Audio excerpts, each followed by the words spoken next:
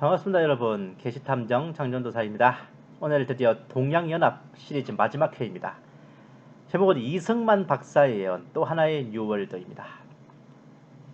아마 기억하실지 모르겠네. 이승만 박사의 예언이라고 하는 작품이 하나 더 있어요. 1941년의 미국과 2019년의 한국을 비교하는 작품. 이승만 대통령께서 1941년이었나 40년이었나 그때 쓰신 저서 일본의 가면을 벗기다라는 책에서 정말 대도하는 정치적 올바름과 이런 차별금지법 비스무리한 개념에 쩔어서 똥오줌 구분 분간 못하고 있던 미국인들을 질타하는 내용이었는데, 그 책 정말 발간되고 반년이었나 돼가지고 이제 태평양 전쟁이 벌어졌다 그러죠. 정말 예언과 같은 책이었습니다. 정말 어떻게 70년 전의 모습에서 이제 70년 후에 등장할 차별금지법과 PC 정치적 올바름 이런 것들을 예상했는지, 올바른 경계와 정말 외침을 하는데도 혐오니 차별이니 내세워서 깽판을 부릴 것을 예상했는지, 이승만 박사, 우리 국부 이승만 대통령의 해 안에 참으로 혀를 내두를 지경으로 감탄스러워요. 근데 제가 사실은 그때 이미 발견했던 내용이었습니다. 그런데 그걸로 그냥 한 편에 다 쓰기엔 너무 아까워서 별개의 편으로 분리했었어요. 그게 바로 이제 이승만 박사의 예언, 바로 동양연합, 아시아연합에 대한 그 모습을 바로 그 일본의 가면을 벗긴다라는 그 책에서 제가 발견했던 겁니다. 이거는 정말 예언이라고 밖에 말할 수가 없었어요. 그래서 이것까지 제가 원래는 그때 한 번에 다 봤었는데, 그때는 제가 차별금지법에 대한 경계만을 부각시키기 위해 이 부분을 빼버리고 그냥 나머지 한 부분만 올렸던 겁니다. 이번에는 그때 말하지 못했던 나머지 부분, 나머지 예언에 대해서 여러분들께 들려드리려고 해요. 1945년 8월입니다. 해방과 더불어 각지에 흩어져 독립운동을 하시던 많은 지도자들께서 국내로 들어오셨습니다. 이들을 일컫는 호칭은 대개 세 가지로 나뉘어요. 하나는 장군, 하나는 박사, 하나는 선생입니다. 대개 중국에서 독립운동 하다 들어오신 분들은 누구누구 장군이라 불렀고, 미국에서 활동하다가 들어오신 분들은 누구누구 박사라 불렀고, 국내외를 막론하고 활동하되 무인이 아닌 분들은 아무개 선생이라 불렀습니다. 장군 측에 드는 인물로 유명한 분이 김홍일 장군, 안춘생 장군, 이범석 장군, 이청천 장군이죠. 이들은 귀국 후에도 국군의 창설과 안정에 기하였습니다. 선생 축에 드는 인물로는 조만식 선생, 백범 김구 선생 등이 있고, 도산 안창호 선생, 단재 신채호 선생이죠. 박사 축에 드는 인물로는 그 유명한 이승만 박사가 있습니다.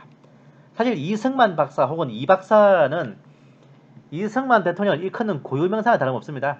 다른 장군들과 암흑의 선생들은 그 경칭에 맞는 자격이나 스펙을 갖추지 않은 채 독립운동에서의 업적과 경력으로 우러름을 받아 장군 선생으로 일컬어지지만, 이승만 대통령은 실제 박사학위를 갖추고 학문적인 업적으로도 훌륭한 커리어를 갖추고 계셨기에 진짜 이승만 박사님이신 거예요. 자격이나 스펙이라 하면 좀 이상하게 생각하지만 굳이 해석하면 이래요.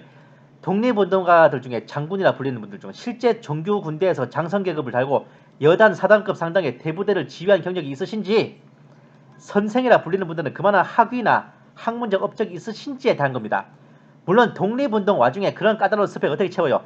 당연히 그러한 것을 따지지 않고 장군, 선생으로 불러드려야 합니다. 하지만 그 중에서도 이승만 대통령은 그냥 단순히 경칭으로만이 아니라 실제 스펙상으로도 박사님이라 불리기에 손색 없는 뛰어난 분이었다는 의미입니다. 본 게시탐정이 생각하는 이승만 대통령은 나라가 없던 시절에는 나라를 되찾은 지도자, 나라를 되찾은 후에는 독립된 우리의 정부를 세운 대통령입니다. 나라가 위기에 처했을 때는 그것을 극복해내는 리더인지라 명실공히 국가의 아버지인 국부요, 건국의 아버지입니다. 국가의 방패요, 해방 조국과 우리 민족이 나아가야 할 길을 제시한 선구자라 하기에 조금의 거리낌이 없는 훌륭한 공로자, 전에도 후에도 이런 분은 나오지 않을 거예요. 우리 민족의 역사에 이러한 분이 계셨다는 것만으로도 자랑스럽게 여겨야 합니다. 흑암 속에서 한 줄기 빛이 비친 것처럼 그 당대만이 아니라 후손들을 위해서도 가장 적절하고 정확한 길을 가리켜 주셨으니, 이 우리의 국부 이승만 대통령은 미국의 건국의 아버지들과 견주어 봐도 손색이 없는 선구자요, 이분께서 반세기도 더 전에 예측하신 것들이 물경 80년이 다 돼가는 오늘날에도 현실이 되어 벌어집니다. 그 모든 해안과 선견지명은 가히 예측을 넘어 예언이라 해도 과언이 아닙니다. 지난번 1941년의 미국과 2019년의 한국을 비교한 분석글에서 언급해드렸죠. 당대 사람들은 느끼지도 못했고 꿰뚫어 보지 못했던 것들을 이승만 대통령은 혼자 파악해내고 경고했습니다. 그 경고를 똑바로 이해를 못한 미국은 1941년 그 해가 넘어가기도 전에 일본군의 기습으로 태평양 전쟁에 피를 흘렸죠. 이승만 박사의 예언은 비록 1941년의 미국을 대상으로 했지만 2019년의 한국을 향해서도 거의 동일한 적용이 가능합니다. 그때 미국처럼 정신을 차리지 못하고 있다면 필연적으로 침략과 전쟁에 참한을 당할 것이라는 예측이 강하게 떠올랐죠. 그러나 그 전쟁과 침략이 단순히 파멸과 참화가 아니라 무지하고 몽매한 이 민족과 국민의 빠져나간 혼들을 돌아오게 하여 다시금 이 나라를 정화하여 정상국가로 되돌릴 수 있는 계기가 된다면 그 희생조차 달게 받아야 한다고도 생각했습니다. 그 꼴 보기 싫으면 미리 정신 차려요. 에이, 진짜. 근데 제가 일본의 가면을 벗긴다는 초유의 예언서를 읽으면서 진짜 소름이 끼쳤다니까요. 소름이 끼쳤어. 소름이. 이승만 박사님은 단순히 1941년 당시에 미국과 일본의 상태만을 예측하고 짚어주신 게 아니에요. 그 예측과 분석 속에는 휴거 이후 우리나라를 위시한 동양열국에 닥쳐오게 될 새로운 운명인 동양연합의 모습이 그려져 있었던 겁니다. 전편에서 이제 아시아연합 이런 아시아연합의 사상적 근원이 되는 아시아주의에 대해서까지 분석했는데 사실 동양연합의 내정과 국가체제와 그 사회상의 모습은 짚어보지도 예측할 수도 없었어요. 그 이유가 뭐냐? 다른 신세계 질서의 단일 세계정부에 비해 동양연합에 대해서는 이전에 다른 연구가들이 분석하고 연구해놓은 자료가 없었습니다. 제 앞에 이걸 연구한 전임자가 없었다고요. 저는 인수인계 받을 자료가 없었지. 맨 땅에 헤딩하는 지경이 이 불모지였습니다. 동양연합은요. 사실 지금까지 본 게시탐정이 동양연합에 대해 분석한 건 이 정도였습니다. 동양연합은 적그리스도의 직접 통치 영역에서 벗어난 제3의 세력이다. 따라서 적그리스도의 압제를 당하지 않고 짐승의 표의 위협으로부터 예외가 된다. 각각 다른 이념과 체제를 가진 한국, 중국, 일본, 몽골 등의 동아시아 열국을 동양연합 하나로 뭉치게 하는 이데올로기는 아시아주의라고 하는 것이다. 이 두 가지밖에 저는 분석을 못했던 겁니다. 이 두 가지인데 왜 5부작에서 1, 2부가 하나님이 일본을 살려두신 이유와 만주의 이스라엘이라는 것은 사실 뜬금없었죠. 일본이 유대인들을 도와주었고 만주의 새로운 이스라엘을 건국해 주려고 했다는 얘기가 왜 동양연합 5부작에 포함될까 의아하신 분들 많으실 겁니다. 저도 쓰면서 긴가민가 했는데 원래 아시아주의의 허와 실까지 3부작으로 심하였습니다. 원래 4부, 5부는 좀 번외 편이에요. 이승만 대통령의 저서를 읽으면서 새롭게 알아낸 사실들을 포함해서 정리한 겁니다. 4부작으로 정리했고 이어서 이제 시진핑에 대한 얘기. 그러니까 저번 편에 그 동방의 패왕 시진핑의 허와실이 제일 마지막에 쓰여진 작품입니다. 제일 마지막에. 근데 1, 2부를 시리즈가 포함되게 하신 하나님의 뜻도 알게 됐어요. 하나님이 일본을 살려두신 이유와 만주의 이스라엘 파트는 전혀 뜬금없이 들어간 게 아니에요. 이 환난 때에 국가와 민족을 위해 정말 중대한 메시지를 담은 파트였습니다. 이번 편에서 그 비밀을 풀어드리겠어요. 본 게시탐정은 동양연합에 대해 집중적으로 연구하면서부터 사실 현재 좌파 정권에 대해서는 좀 관심도가 떨어졌습니다. 이 좌파 정권의 필연적으로 거쳐가야 할 관문이자 일종의 전투력 측정기일 뿐 이 정권이 우리나라를 파멸시키는 것도 아니고 적그리스도에게 우리나라를 들어바치는 것도 아닙니다. 우리는 현 좌파 정권의 집권기관 중에 휴거될 확률이 매우 높긴 해요. 하지만 뒤에 남을 사람들 위해서도 미리 분석하여 알려드릴 필요가 있기에 연구에 착수했던 겁니다. 현재 좌파 정권보다도 오히려 이후에 닥쳐올 동양연합이 본 탐정에게는 더 중대한 관건이었습니다.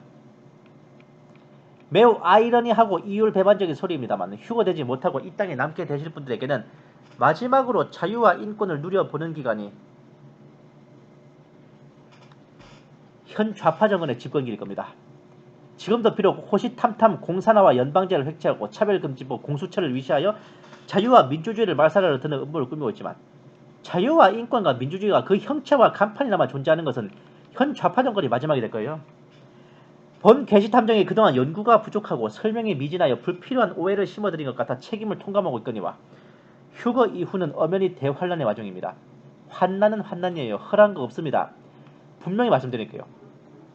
우리나라가 포함되는 동양연합이 적그리스도의 신세계 질서에 복속되지 아니하고 동방의 왕의 일원이라 국채와 주권을 유지한 채 동양연합에 포함되며 짐승의 표의 위협에서도 벗어날 수 있다는 것에 대해 너무 지나친 환상과 기대감을 가지고 이 정도면 휴가가 안되고 환란에 남아도 살만할 것 같은데? 라는 생각을 갖고 계신 분들 혹여 계시다면 부디 꿈 깨시길 간곡히 청합니다. 죽이 되든 밥이 되든 우리는 휴가 돼야 돼요. 휴가 되지 못하고 환란에 남는다는 것은 진정한 불행입니다. 설령 상급이 없어 불 가운데서 구원받은 듯하며 알루미늄 면류관도 못 얻어쓰고 그야말로 살되는 드릴게 정도로 그리스도의 심판석에서 쪽팔리며 얼굴이 붉어지는 부끄러운 구원을 받을지언정 휴거 돼야만 합니다. 그 점을 분명히 마음판에 새겨두세요. 휴거 이후 다가올 동양연합은 현 좌파 정권의 폐악질은 비교도 안 될 만큼의 포갑과 압제와 그런 통치가 행해질 치됩니다. 현 좌파 정권이 차별금지법이니 양심적 병역 거부니 난민법이니 정치적 올바름이니 소수자 인권이니 문재인이 우리이니 이니스프리 운운하며 적폐를 쌓고 쌓아갈수록 이후에 탄생할 동양연합은 더더욱 괴물이 돼갈 겁니다. 현 좌파 정권이 얼마나 더 폐악질을 부리든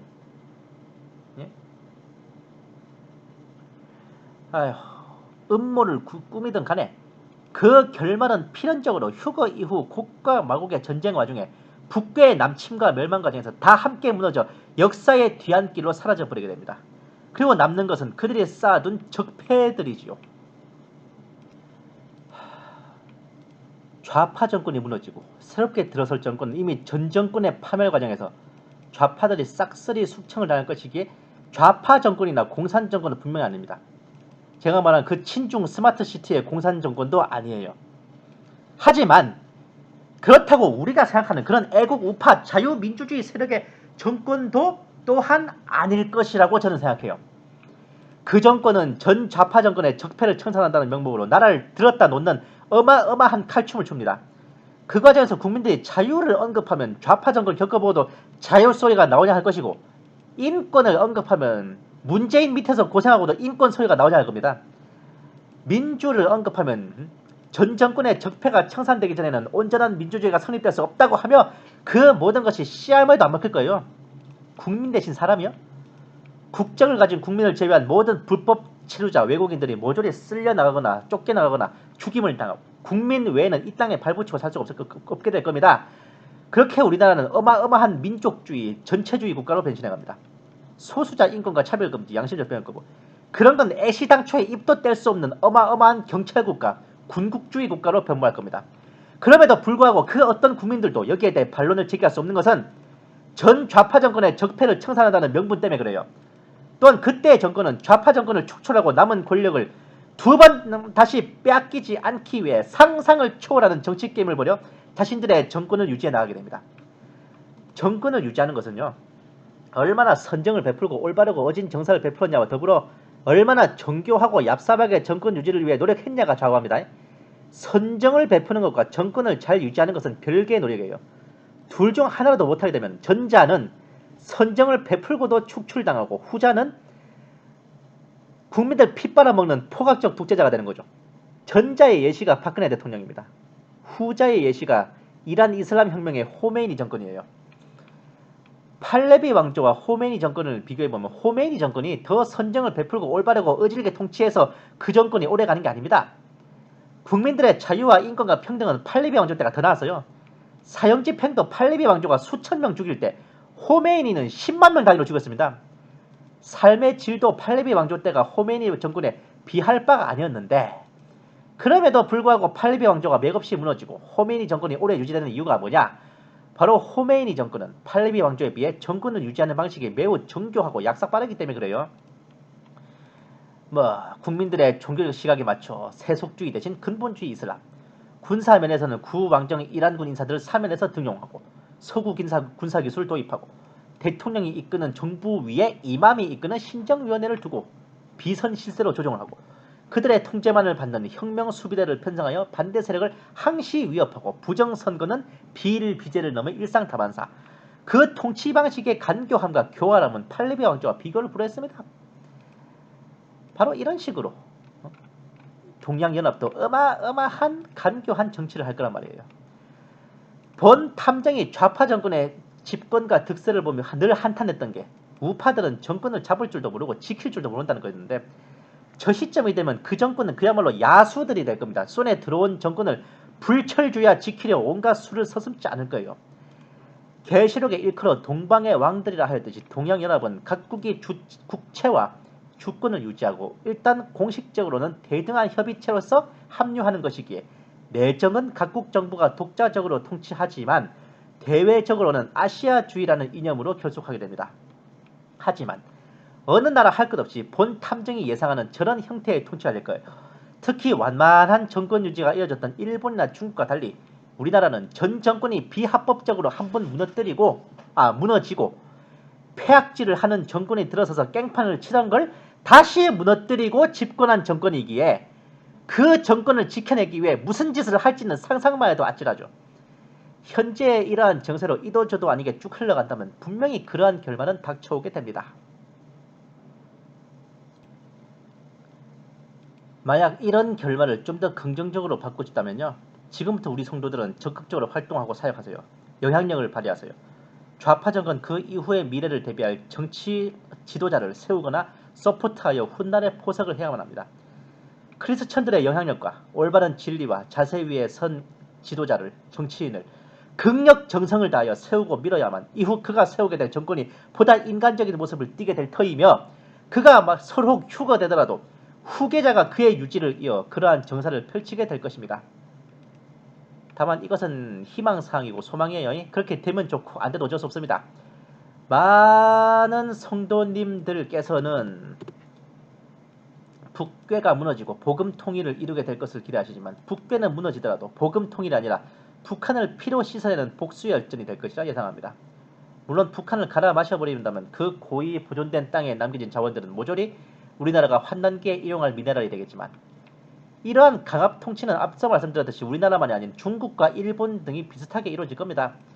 역사 속에 이러한 아시아주의를 실현하려 한 예화가 진짜로 있어요. 그것은 바로 지난날 우리나라를 폭압과 억압으로 휘저었던 일본 제국입니다. 그리고 아시아주의의 이념을 가지고 일본 제국을 침략의 길로 이끌었던 사상가가 있으니 그가 바로 이시와라 간지라는 자입니다. 흔히 이시하라 간지로 잘못 알려져 있기도 해요. 대체로 머리가 텅텅 비었던 일본군들 중에 거의 유일하게 생각이 있었어. 본인만의 뭔가 사상이 있었던 특별한 사람이었습니다. 그는 동양과 서양이 세계 최종 전쟁을 치러 이기는 나라가 전 세계를 다스리게 될 거라고 믿었어요. 아시아주의에 의거하여 동양 열국이 친구가 되어 뭉쳐야 서양에 맞서 승리할 것이라 생각했습니다. 그것을 위해 그는 일본인을 포함한 동양 각 민족들이 평등하게 살아가는 오족 협화의 왕도 정치가 구현되어야 하고 만주와 조선은 자주국으로 독립하여 각자의 주권을 가지고 평등하게 일본의 친구 나라가 되어야 된다고 그렇게 믿었죠. 이 이시와라 간지를 단순히 상부의 명령을 씹고 독단적으로 관동으로 움직여 만주 사변을 일으킨 전범으로만 보는 시각이 굉장히 많습니다. 그런데 이시와라 간지의 이런 개념이 진짜 대단한 그 선구안이에요. 계시록에 나오는 아마겟돈 전쟁은 적그리스의 단일 세계정부와 그리고 동방의 왕들 즉 서양 세력과 동양 세력의 최종 결전입니다.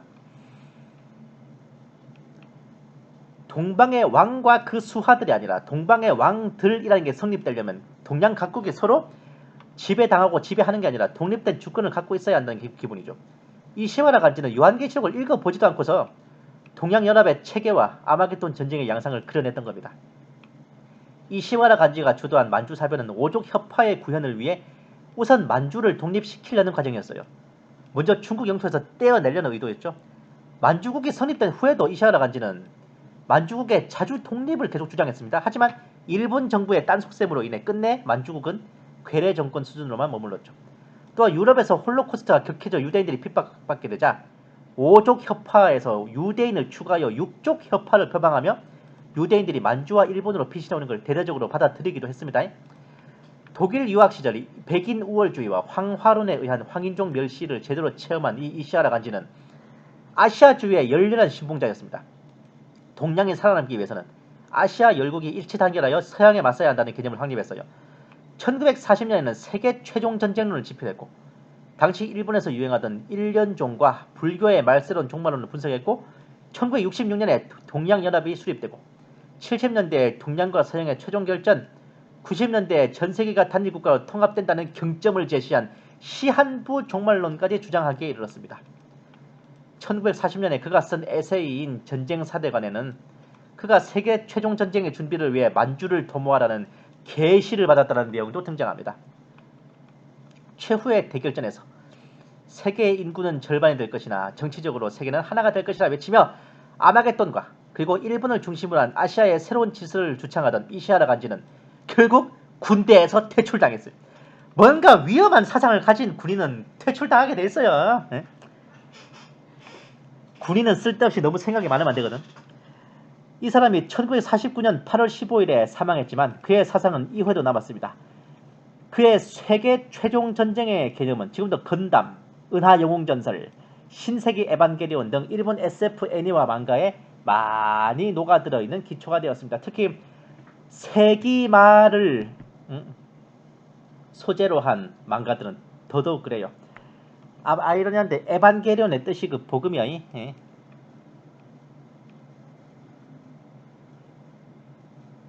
이 신세기 에반게리온이 성경의 내용을 약간 비틀거려요.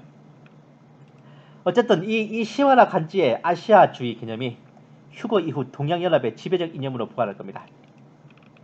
어느 나라가 주도할지는 알 수 없지만 중국은 순원 선생, 한국은 안중근 장군, 일본은 이시하라 간지를 각각 얼굴마담이자 정신적 지주로 내세워 아시아주의로 결속하게 될 겁니다.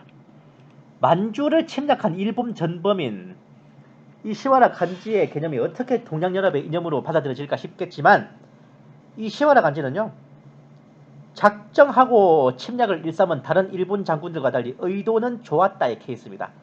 게다가 자신의 아시아주의 개념과 달리 만주국이 괴뢰국가로 압제를 당한 것에 대해 공식 사죄를 했던 드문 양시민이었어요.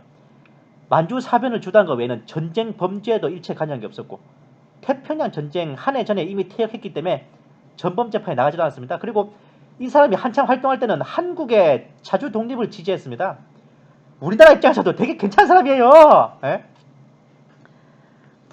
여기까지는 동양연합 자체의 결속 이념과 양상, 내정을 들여다볼 차례입니다.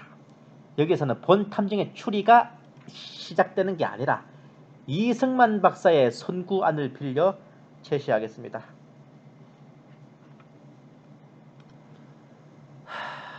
다음의 사례들은 1941년 당시 일본 제국이 시행했던 일들이지만 휴거 이후 동양연합은 그때의 모습을 똑같이 재현할 것입니다. 이러한 모습들을 그대로 시행할 겁니다. 대외적으로는 아시아의 신질서를 확립하고 이어서 세계의 신질서를 확립한다는 명분을 내세우는 정부는 우리나라를 중심으로 이 세상을 하나로 통합해야 하므로 모든 국민은 국가의 권력에 절대 복종해야 한다고 선언한다. 신세계 질서. 최고의 종교인은 하나만 허용되고 한 국가 내에서 서로 충돌하는 종교가 2개 이상 있으면 평화가 깨지는 것으로 간주하여 탄압에 들어간다. 아시아의 신질서 확립을 위해 국민이 총화 단결해야 하므로 종교의 자유는 파괴될 수 있다. 자유와 평등의 민주주의적 개념도 반대하고 민중을 이끄는 지배계급이 대중 위에 군림하는 것은 당연한 것으로 받아들여진다. 정부가 국민들을 영도하고 이끄는 이러한 질서를 파괴하는 개인의 자유는 허용되지 않으며 언론과 표현의 자유는 위험한 것으로 간주되고 파업행위는 사회경제에 대한 해악으로 간주한다. 민족주의와 애국주의, 전쟁이 예찬되고 무사와 군인을 숭배하는 관습이 생기고 지도자와 국가를 위해 죽는 것이 최대의 영광으로 여겨진다. 죽음 숭배 개념이네요. 단순히 모든 아시아를 하나로 묶는 대동아 공영권을 넘어 전 인류를 한 지붕 밑에 넣기 위해 동양에 이어 서양까지 정복하려는 야망을 품은 위정자들이 있다. 국가를 위한다는 명목의 살인을 애국행위로 추앙하고 외국 기자들과 언론인들을 추방하며 그들에 대해 비밀리에 고문을 자행하고 자국 내산의 언론 보도를 통제하고 선전비로 많은 예산을 할애해 국민들의 누안과 길을 가린다. 외국 선교사들은 반드시 탄압하고 추방하고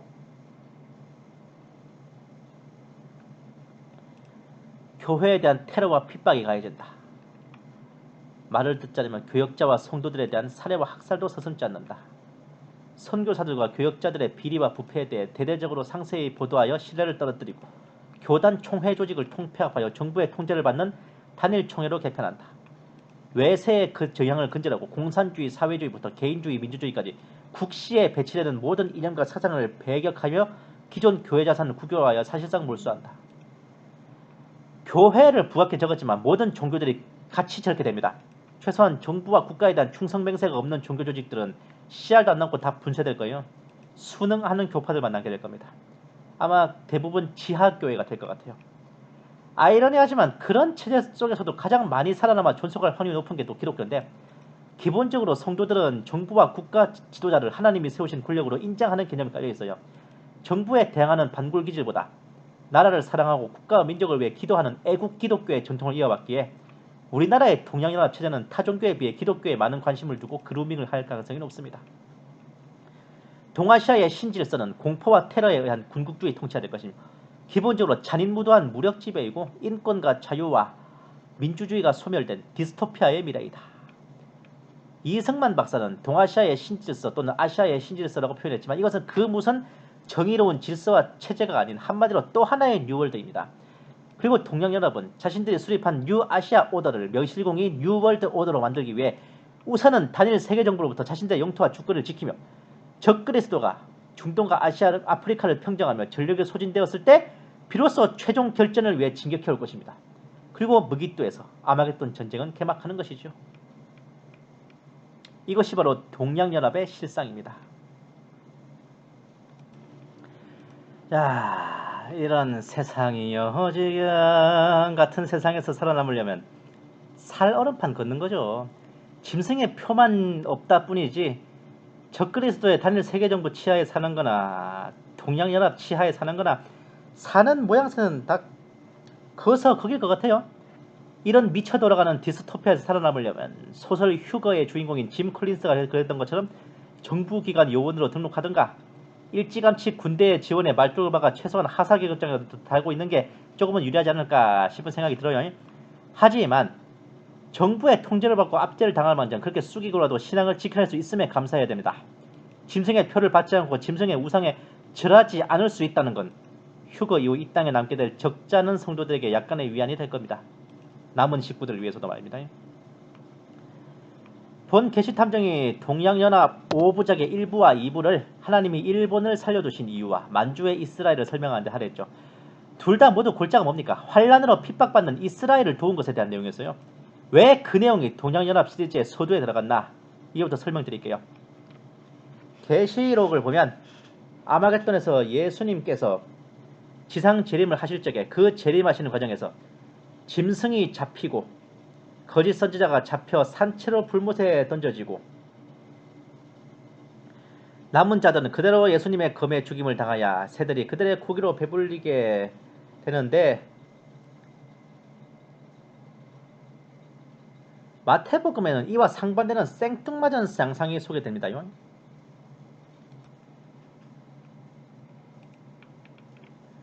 자, 유명한 구절입니다. 마태복음 25장 31에서 33절. 양과 염소의 가름이라고 하죠. 문제는 이 장면은 흔히 생각하는 죽은 뒤에 받는 행위 심판 같은 게 아닙니다. 지상 재림하신 후에 사람의 아들이 자기의 영광 중에 모든 거룩한 천사와 함께 올 때 모든 민족들을 자기 앞에 모으시고 지상 재림하신 후에 예수님께서 멀쩡히 살아있는 각 민족들을 불러 모아놓고 심판하시는 장면입니다. 그런데 계시록에서는 예수님의 검으로 다 죽어서 공중의 새들이 그 고기로 배불렸는데 여기에서는 왜 이런 상반된 모습이 보일까? 재림에 이은 또 한 번의 심판에서 왕은 이렇게 말씀하십니다. 복받은 자들아, 예비된 왕국을 상속받으라. 대환란의 막바지 아마겟돈도 끝난 와중에 복받은 자들, 왕국을 상속받을 자들이 었다는 게 어떤 의미일까? 그들은 어떤 자들이었습니까? 이것도 유명합니다. 내가 추울 때 먹을 거 주고, 내가 목마를 때 마실 거 주고, 내가 나그네 됐을 때 바다 초대했고, 내가 헐벗었을 때 옷 입혀주고, 내가 병들었을 때 병문 안 오고, 내가 깜빵했을 때 면회 왔다. 그러죠? 옥에 갇혔을 때 면회를 맞아요. 물론 의로운 자들은 아이고 언제 주님께서 그렇게 되셨을 때 우리가 해드렸어요 라며 겸손하게 반문하죠. 근데 주님께서 뭐라 그러세요? 진실로 내가 너에게 이르노니 너희가 이들 내 형제 중에서 가장 작은 자 하나에게 그것을 하였은즉 내게 하였느니라. 우리가 흔히 이 장면을요 우리 주변의 불쌍한 이웃들이나 성도들을 돕고 베푼 거로 생각하기 일수인데 이 장면이 그렇게 간단한 해석이 아닙니다. 본문을 졸라 잘 읽어봐야 돼요. 너희가 너희 형제들 중에서 가장 작은 자 하나가 아닙니다. 너희가 내 형제들 중에서 주님 입장에서 내 형제가 누굽니까? 어렵게 생각하지 마세요. 유대인 아니요 유대인. 예수님이 혈통적으로 이스라엘 유대인 출신 아니냐고. 예수님 입장에서 내 형제라 말할 수 있는 민족은 오직 하늘 아래 하나 이스라엘과 그 속한 유대인들밖에 없습니다. 한마디로 예수님께서는 이스라엘 유대인들 중 가장 작은 자 하나에게 그렇게 베풀어 준 것은 곧 내게 한 것이다 라고 치하하고 계신 것이며 그렇게 베푼 민족에 대해서는 예비된 왕국을 상속받을 복받은 자, 의로운 자라고 평가를 내리셨던 것입니다. 이게 본 탐정만의 의견 아니에요. 유대인 종말학자 살렘 키르만 박사, 그리고 시대 징조 분석의 대가인 피터 러커만 박사, 계시록 강의 선구자인 헬린지 목사 및 조영기 목사의 계시록 강에서도 통일한 분석을 내리고 있는 부분입니다. 대환란기에 표를 받지 않고 아마겟돈까지 살아남은 국가와 민족들이 하나님께 의인이냐 죄인이냐 평가받는 기준은 환란 기간 동안 니네들이 이스라엘과 유대인에 대해 어떤 태도를 취했느냐가 된단 말입니다. 이 부분에서 본 계시탐정 최종적으로 동양연합그룹은 신세계 질서에 복속되지 않고 짐승의 표에 의한 압제도 당하지 않는다. 저는 확실한 결론을 내렸습니다. 하나님께서는요 불가능한 거 시켜놓고 그거 못했다고 벌 주시는 그런 분입니까? 아니잖아요. 네? 하나님 입장에서 죄가 뭡니까? 악행을 저지르는 것과 더불어 뻔히 할 수 있고 해야만 하는 선행을 안 하고 농땡이 피는 게 그게 죄입니다. 하나님 입장에서는. 만약 동양연합이 죄다 적그리스도의 압제를 당하고 짐승의 표로 지배를 당하게 된다면 성도들이든 일반인들이든 짐승의 표를 받지 않으면 사고 팔고를 못해서 경제적 식물인간이 돼요. 가만히 있어도 굶어 죽어요. 굶어 죽을 시간도 안 줍니다. 끌고 가서 주리를 틀고 코렁탕을 마시고 짐승의 표를 받기를 강요당해요. 표를 받고 절망하든 안 받고 순교하든 선택지는 딱 두 가지밖에 없습니다. 그런 상황에서 이스라엘과 유대인들을 돕고 지원할 여력이 어디 있어요? 내 코가 석자반이고 내가 당장 숨이 꼴딱꼴딱 넘어갈 판인데 이스라엘 유대인들 안 도왔다고 야이 죽일 놈 살릴 놈 하고 죄를 물으신다면 그거 납득이 돼요? 예? 동양연합의 의정자들 그 동방의 왕들 입장에서도요 본인들부터가 죄다 짐승의 표를 받고 직접적인 통제와 지배를 당하고 있습니다. 적그리스도가 제1의 말살 목표로 노리는 이스라엘을 돕자는 생각조차도 꺼내기가 불가능할 텐데 그런 상황에 이스라엘을 돕지 않았다고 죄를 물으신다면 그거 승복이 되냐고 접수가 되냐고 그게. 그러니 주님께서 이스라엘의 가장 작은 자 하나에게 베풀지 않은 것에 대해 죄를 물으신다는 의미를 돌려 말하면 그 말을 듣는 민족들과 국가들이 그렇게 하려면 할 수 있었다는 겁니다. 충분히 할 수 있고 해야만 함에도 그렇게 안 하고 이스라엘을 외면했기 때문에 그 족속들은 짐승의 표를 받지 않았음에도 마귀와 그의 천사들이 들어갈 영영한 불로 떨어지게 되었던 것입니다. 적그리스도의 직접 지배를 당하지 않아 짐승의 표가 강제되지도 않기에 충분히 독자적인 정책과 판단으로 이스라엘을 도울 수 있었고 중국, 한국, 몽골, 일본의 곡창과 자원을 활용하여 환란의 때에도 이스라엘의 3분의 1 남은 인원들을 지원하는 것은 하려고만 하면 가능한 일이에요. 하다못해 피난해 오는 이들을 받아들여 보호하거나 페트라 성으로 수송기와 차량을 보내 보급품과 물자를 공급하거나 하는 식으로 유대인들에게 가뭄의 단비 같은 도움의 손길을 내밀 수 있었을 겁니다. 7인과 나팔과 달리 7대접의 재앙은 적그리스도가 직접 지배하는 영역에만 해당합니다. 따라서 재앙으로 인한 피해도 동양연합에 비해 단일 세계정부의 출혈이 더욱 극심합니다.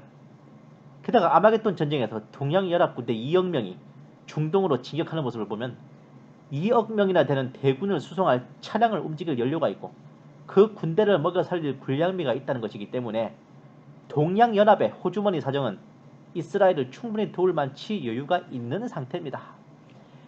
어쩌면 그때 동양연합의 위정자들 중 이러한 사실을 깨닫는 자가 있다면 과거 일본이 홀로코스트로 피난온 유대인들을 맞아들여 그 목숨을 살려주었고 만주의 새로운 이스라엘을 만들 계획을 세우는 등 전 세계가 유대인을 외면할 때 홀로 도움의 손길을 내밀어 줌으로써 수많은 재앙과 폐악에도 불구하고 국채를 유지하는 은혜를 입었던 것을 떠올리게 될지도 모릅니다. 꼭 그런 낭만적인 게 아니라도 괜찮아요. 최소한 적의 적은 친구라는 그 생각으로라도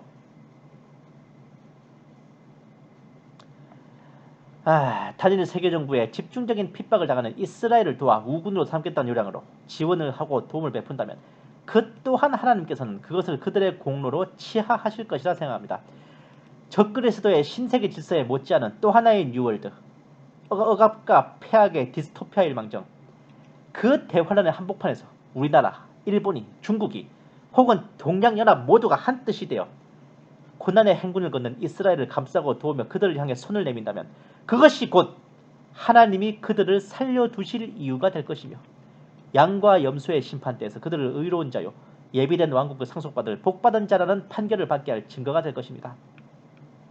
세상 모두가 이스라엘을 저주할 때 우리가 이스라엘을 축복한다면, 세상 모두가 이스라엘을 대적할 때 우리가 이스라엘을 돕는다면, 세상 모두가 이스라엘을 외면할 때 우리가 이스라엘을 감싼다면 어쩌면 휴거 이후 이 땅에 남은 우리 형제들과 가족들을 살아서 천년왕국에서 다시 만나볼 수 있게 될지도 모릅니다. 우리나라와 우리 민족의 미래를 위해, 그리고 정의와 공의의 실현을 위해, 그리고 우리 형제 이스라엘을 위하여 전에도 그랬던, 지금도 그러하듯 앞으로도 우리가 들림받을 그날까지 기도와 간구를 쉬지 말아야 할 것이며 그것을 위해 애써줄 정치인, 지도자가 집권하기를 우리는 힘써 기도하고 간구해야 할 것입니다. 한 번 더 기억해야 될 말씀입니다. 하나님께서 아브라함에게 내리신 축복입니다. 너를 축복하는 자들에게는 내가 복을 주고 너를 저주하는 자에게는 내가 저주를 내리니 내 안에서 땅의 모든 가족들이 복을 받으리라 하셨더라. 이상으로 동양연합 5부작 시리즈를 마쳤습니다. 감사합니다. 계시탐정 장전도사였습니다.